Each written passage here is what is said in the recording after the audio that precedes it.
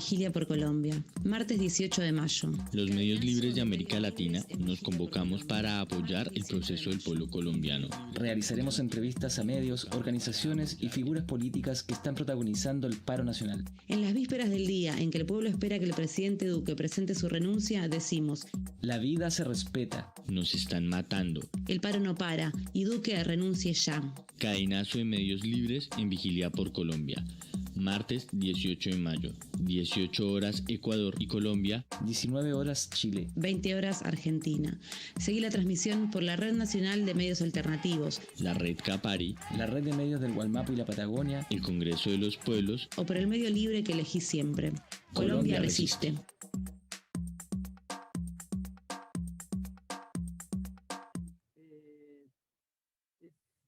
Este día 17 de mayo estamos en comunicación, en diálogo con Magalí Pino, y nos interesa mucho poder hacer esta charla para conocer cómo está hoy la situación en Colombia.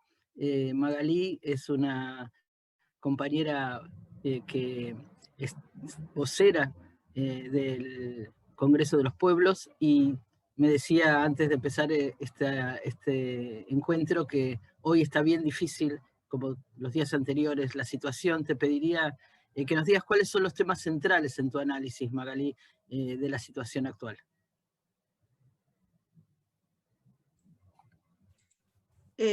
Bueno, tenemos que iniciar esta conversa diciendo que marchas masivas en contra de la reforma tributaria, que con la cual el Estado pretendía pues solventar este déficit fiscal, que la mayor parte de los recursos iban a provenir de la base gravable del impuesto de la renta básica familiar. Esto se retira inicialmente. Algunos componentes de estas medidas antipopulares y regresivas, y luego la reforma en su conjunto, debido a esa respuesta pues, de la gente. Pero la movilización tomó mucha más fuerza por la feroz represión policial y militar, como por el cambio sustantivo en el carácter de las protestas, de una oposición de la reforma tributaria a una convergencia de múltiples demandas ciudadanas relacionadas con la profunda desigualdad y pobreza que en medio de la pandemia se agudizó en Colombia.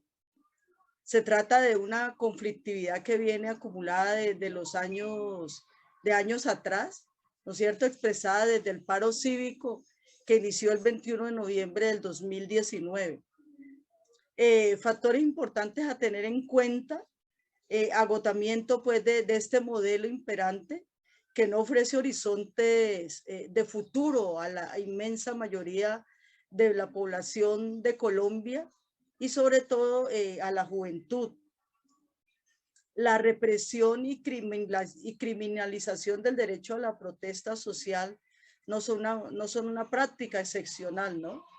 Las protestas del 21 de noviembre del 2019, de septiembre del 2020 y las que iniciaron el 28 de abril del 2021 han sido...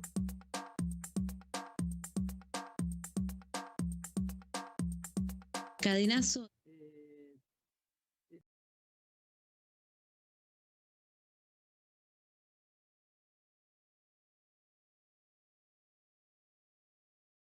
Esto se retira inicialmente. Algunos componentes de estas medidas antipopulares y regresivas, y luego la reforma en su conjunto, debido a esa respuesta pues, de la gente. Pero la movilización tomó mucha más fuerza por la feroz represión policial y militar, como por el cambio sustantivo en el carácter de las protestas, de una oposición de la reforma tributaria a una convergencia de múltiples demandas ciudadanas relacionadas con la profunda desigualdad y pobreza que en medio de la pandemia se agudizó en Colombia. Se trata de una conflictividad que viene acumulada de años atrás, ¿no es cierto?, expresada desde el paro cívico que inició el 21 de noviembre del 2019. Factores importantes a tener en cuenta: agotamiento pues de este modelo imperante que no ofrece horizontes de futuro a la inmensa mayoría de la población de Colombia y sobre todo a la juventud. La represión y criminalización del derecho a la protesta social no son una práctica excepcional, ¿no? Las protestas del 21 de noviembre del 2019, de septiembre del 2020 y las que iniciaron el 28 de abril del 2021 han sido duramente reprimidas por la fuerza policial, ¿no es cierto? Por la fuerza pública en sus componentes de policía y encabezadas por el grupo antidisturbios, el SMAT. La multiplicidad de hechos violatorios de todos los derechos humanos dificulta tener una cuantificación exacta de lo que ocurre en tiempo real.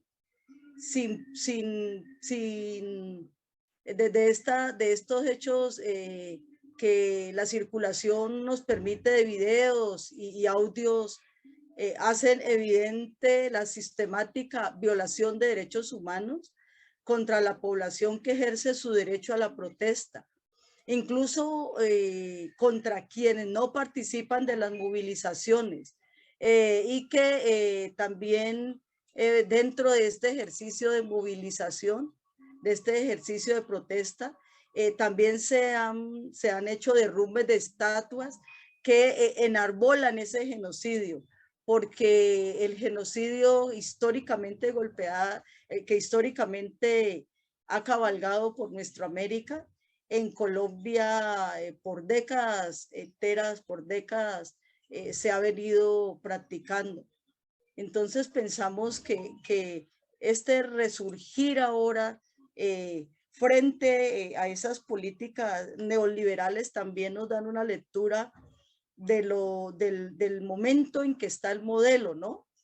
Y frente a eso, pues frente a estas acciones, pues se presentan unas reacciones y no son precisamente las que llaman al diálogo, las que llaman a la concertación, sino que se hace a través de un ejercicio represivo y que de unos laboratorios genocidas que se practicaban en la ruralidad, ahorita se trasladan a la ciudad, ¿no es cierto?, representadas en carros de tipo blindaje, camionetas de gente bien, le decimos nosotros, que está muy armada, que porta pistolas de corto y largo alcance, que se preparan para una guerra, que salen en la noche, que secuestran personas, que asesinan personas y que los cuerpos de investigación acá en nuestro país como Ministerio Público, que es el componente de Procuraduría, Defensoría y la Policía, pues no hay una respuesta inmediata, ¿no es cierto?, frente a esta grave afectación de los derechos humanos. Hemos tenido violación de mujeres cuando son conducidas a los centros de estaciones de policía y que el más grave se ha expresado con una chica que en la ciudad de Popayán, del departamento del Cauca, fue conducida, allí fue violada por 4 hombres de este escuadrón y cuando la niña sale, al otro día se suicida.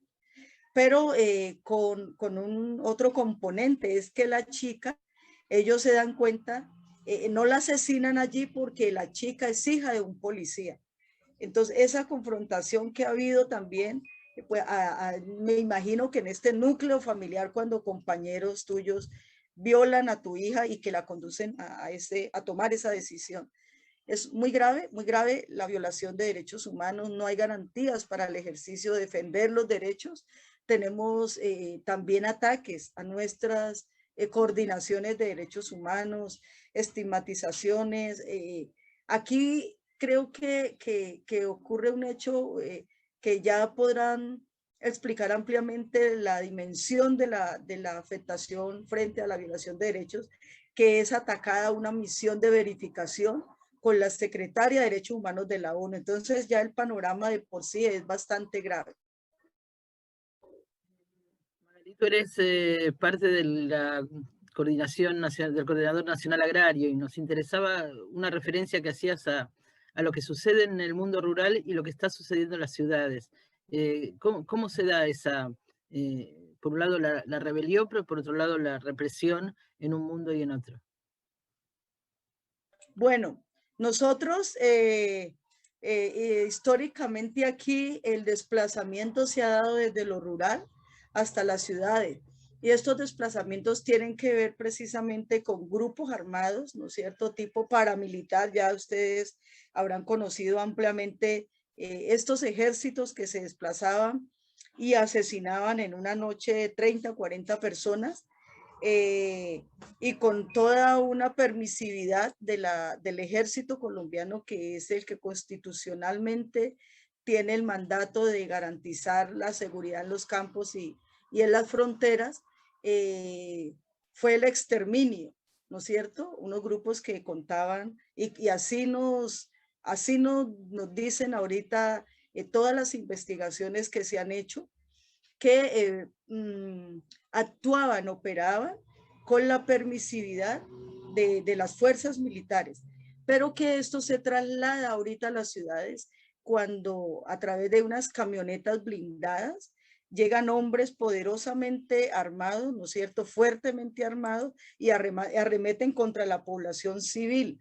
Uno, pues es el efecto del terror que causan con este operar, porque ya no es la confrontación con el ESMAD, pero que también cuando se da la confrontación se camuflan personas de civil y que accionan las armas. Entonces, como no están identificados, perdón, como no están plenamente identificados, se desconoce, no se permite que en nuestras denuncias hablemos de esas personas quiénes son. Si están personas de civil armadas operando junto a la policía, tenemos un dicho popular en Colombia que huevo de gallina lo pone y frito se come. Pero que hasta ahorita el avance en las investigaciones pues ha sido torpedeado por quienes no quieren que se conozca esta nueva realidad, esta verdad, y que en algún momento nos tocará ya oficializar, establecer otra mesa donde nos, una comisión de la verdad frente a lo que ha sido la jornada desde el 28 de abril hasta hoy.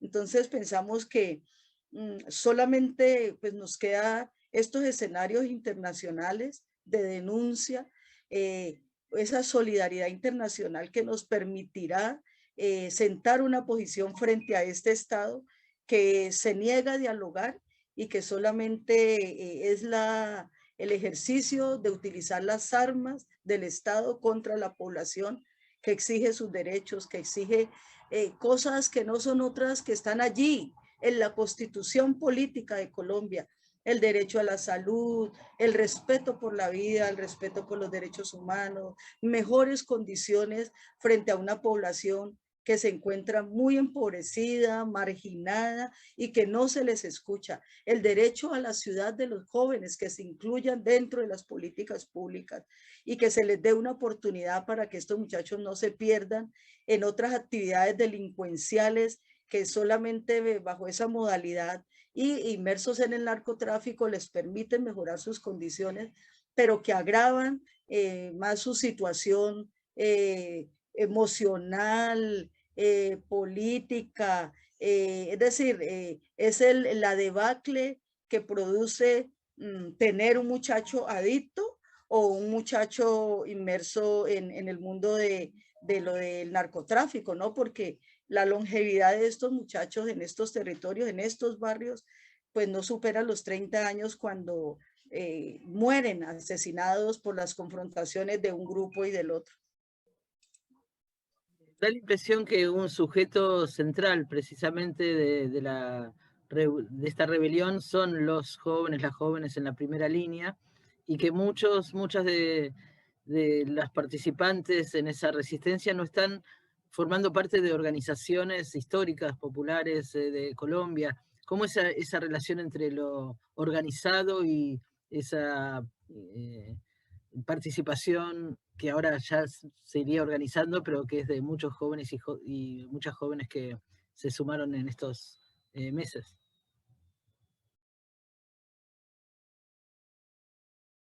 Estás muteada, Magali. Estás muteada.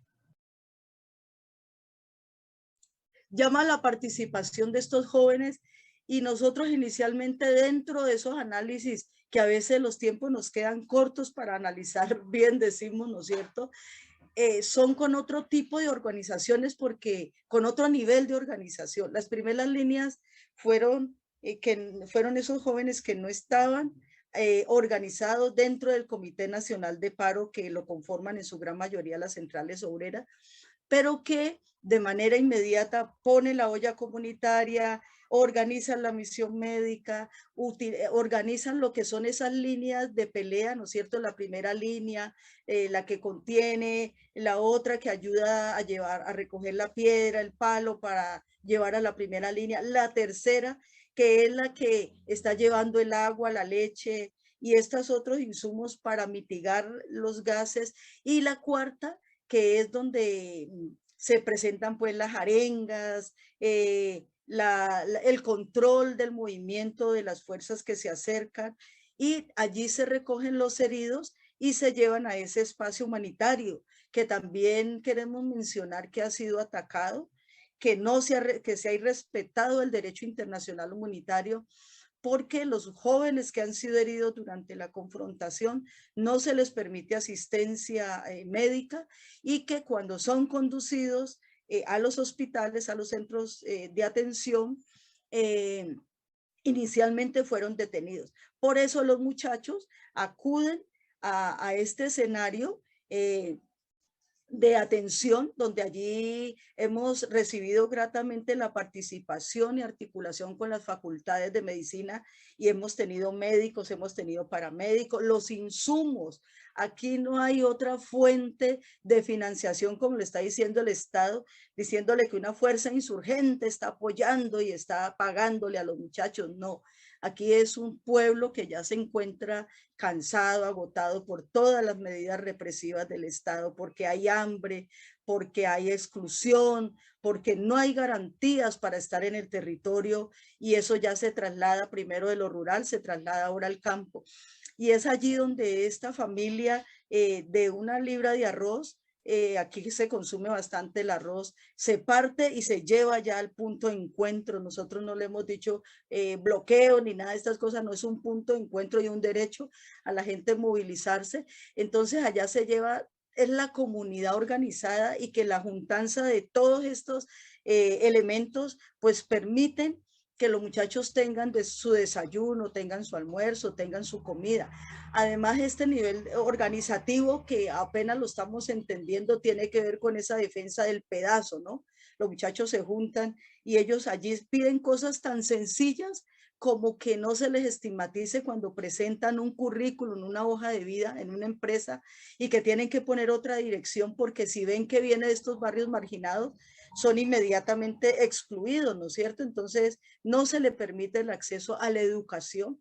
Ellos en su lenguaje precario, porque no han tendido a mayor formación, dicen: solamente pedimos estudiar, solamente queremos formarnos para aportar a que esta sociedad tenga otro direccionamiento, pero que ni siquiera eso es tenido en cuenta, y además eso se convierte en una afrenta para el Estado, en un ataque. Eso es terrorismo, pedir aquí que los muchachos se formen, que los muchachos tengan un buen nivel educativo, es terrorismo. Bueno, y eso es entendible, porque sabemos que si hay acceso a la educación, el modelo, al modelo no le gustan las personas con formación.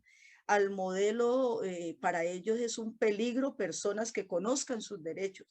Entonces, estos muchachos, cosas tan mínimas, aquí son calificados, y cuando son conducidos, ese es el jurídicamente, son las indicaciones: terrorista porque está pidiendo derecho a la educación. Bueno, y a otras cosas, a la salud, a que en su barrio tengan un buen puesto de salud, a que haya atención, acceso a la salud, porque acá no todos tienen acceso a la salud.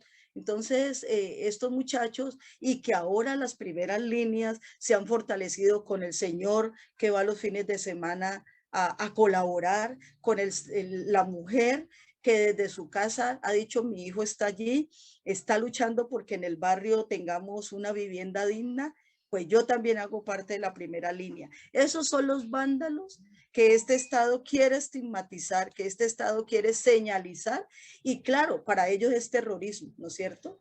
Pedir derechos es terrorismo en estos estados.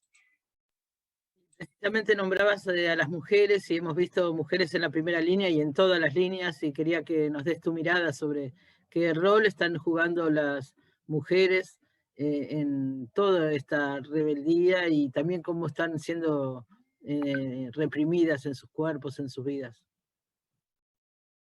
Bueno, es precisamente las mujeres quienes nos hemos convertido en un botín de guerra. Y a través de esas prácticas, indudablemente las mujeres hemos sido afectadas, porque allá están los hijos, allá están los sobrinos, allá ese relacionamiento que tiene la mujer con estas condiciones del ser humano. Entonces, han sido muy, muy lesionadas, y eso es una práctica que conoce el enemigo y que agudiza también, ¿no es cierto?, la violación a los cuerpos. A las muchachas las amenazan cuando las detienen. Si no vulneran su cuerpo, ¿no es cierto? Entonces es mediante ese lenguaje de que te voy a violar, aquí estamos 7, te vamos a tocar, y son palabras con el lenguaje ofensivo los que se presentan estas vulneraciones, estas violaciones, porque en estos estados se concebía la violación solamente a través del ejercicio de la penetración. Y con la evolución que han tenido el feminismo, la mujer incursionando ya en estos ejercicios de exigibilidad de derechos más visibles, corrijo, porque es la mujer la que se queda en la casa, cuida a los hijos y que le permite al hombre ser un líder, que le permite ir a pelear por los derechos, pero que en un estado patriarcal además, pues no es reconocido ese ejercicio, pero que ahora nuestras mujeres salieron a la primera línea. Tenemos, por ejemplo, primeras líneas conformadas solamente por mujeres, son las que atienden, son las que fluyen las ideas allí con los compañeros, la que presenta la solución, las que también hemos tenido un buen nivel aquí de heridas, y heridas en su autoestima, heridas por el solo hecho de ser mujeres, también han sido atacadas. Entonces, en los puntos de encuentro encontramos lenguajes también antipatriarcales de parte de la fuerza pública: vieja chismosa, vaya, haga el almuerzo; vieja chismosa, vaya, cámbiale el pañal al muchacho. Entonces, es un ejercicio antipatriarcal que hemos venido trabajando al interior de las primeras líneas con pedagogía, porque si no entendían estos muchachos, si no han tenido acceso a la educación, pues difícilmente van a entender qué es antipatriarcal. Pero que allí se han hecho unas pequeñas evoluciones, digamos, ¿no es cierto?, de concebir a la mujer como capaz de ser vocera, de pertenecer a la primera línea, y ya no tenerla como esa mujer susceptible a una agresión, a una detención. No, ahorita tenemos detenidos hombres y mujeres por igual, y además porque dentro de estos escenarios de confrontación han habido nuevas valoraciones frente al papel de la mujer en el ejercicio también de la defensa de los derechos. Pensando en la situación actual tan compleja, uno de los debates, me imagino, que se está dando, y que conozco algunas repercusiones, tiene que ver con la salida política. Es decir, hasta dónde las fuerzas que hoy están en lucha, que tienen rebeldía frente a estas injusticias, podrán avanzar en articulaciones que no queden cooptadas por el sistema hegemónico, ¿no? Por el sistema de dominación. Sabemos que hay propuestas de negociación, que alguna parte las rechaza, pero me gustaría tener su mirada sobre cómo se está dando el debate sobre las alternativas frente a esta situación. Claro, las organizaciones sociales y defensoras de derechos humanos pensamos que la confrontación no puede ser eterna, además porque la desigualdad pues en la confrontación es visible, y nos preocupa es que todos los muertos son jóvenes. Entonces, hemos hecho llamados, acá hay diferentes organizaciones internacionales, la CIDH ha hecho unos llamados importantes, pero las organizaciones, y acá sobre todo nuestro pueblo tiene mayoría católica, los arzobispos comprometidos con la defensa de la vida han llamado al diálogo, pero un diálogo no de cualquier forma, no con las condiciones que está proponiendo el Estado, no con las condiciones que el Comando de Paro en su mayoría conformado pues por centrales obreras, sino con la inclusión de estas propuestas que se establecen desde los territorios construidos por los jóvenes, donde ellos a través de sus asambleas populares decimos, mire, aquí necesitamos esto.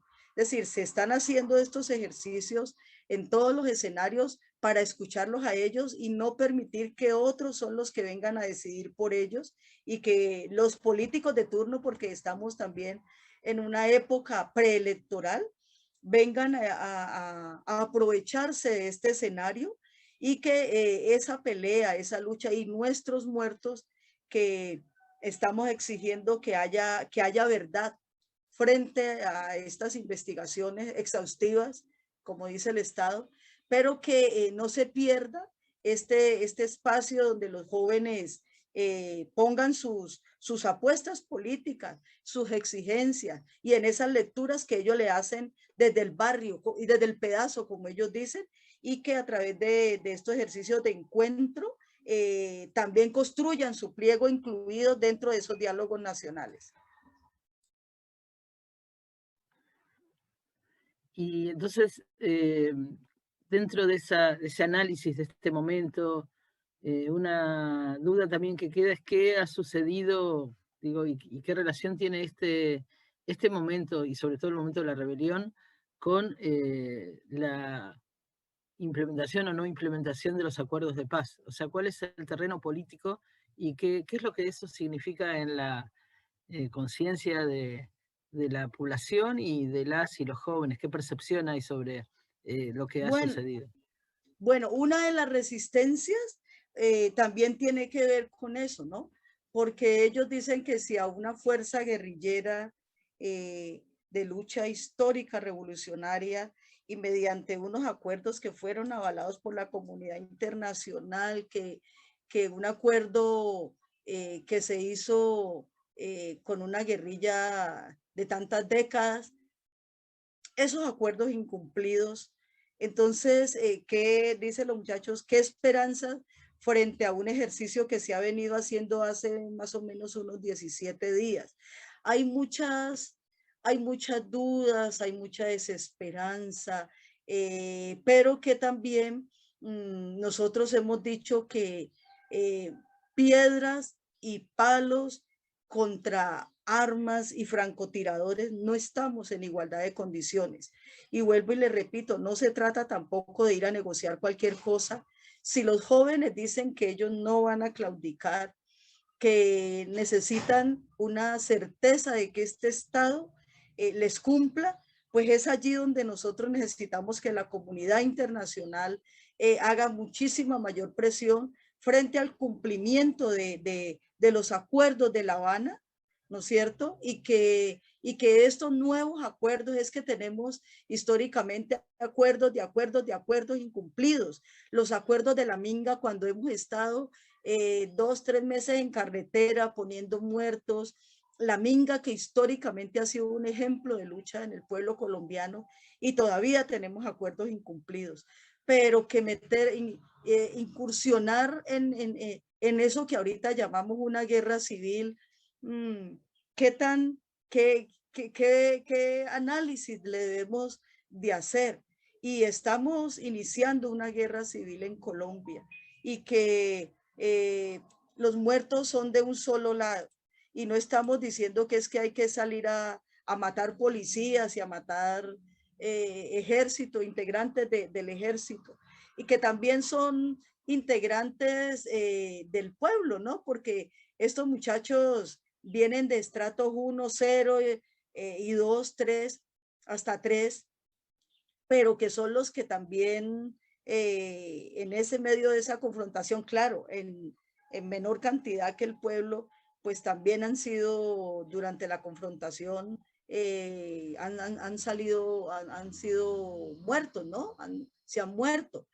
Entonces nosotros hacemos es un llamado, un diálogo nacional, un diálogo que incluya todas estas necesidades, que tengan en cuenta los enfoques diferenciales, que tengan en cuenta a los negros, a los blancos, a los indios, a las mujeres, a los niños y a los jóvenes, que en este momento son los que han puesto la cuota más alta dentro de esta confrontación de tan poquitos días. Ese diálogo acompañado con verdaderas reformas y un compromiso del Estado pues a cumplirlos, porque no, aquí no estamos pidiendo nada nuevo, estamos pidiendo que se cumpla la Constitución de Colombia. Allí está todo. Y es que se cumpla de manera práctica la Constitución y un cumplimiento de acuerdos con los firmantes de paz en La Habana. Pero no ha sido posible y la respuesta, pues ahora, le repito, con muchos agravantes que son los escuadrones de la muerte. Ya vamos terminando, porque sé que están en medio de muchas actividades, pero en esa búsqueda de alternativas y en el medio de la confrontación apareció con mucha fuerza, por lo menos para el exterior, el papel de la Guardia Indígena, llegando a Cali, movilizándose por las ciudades. Es parte de esa construcción de articulaciones posibles para garantizar la paz, espacios como la Minga Indígena.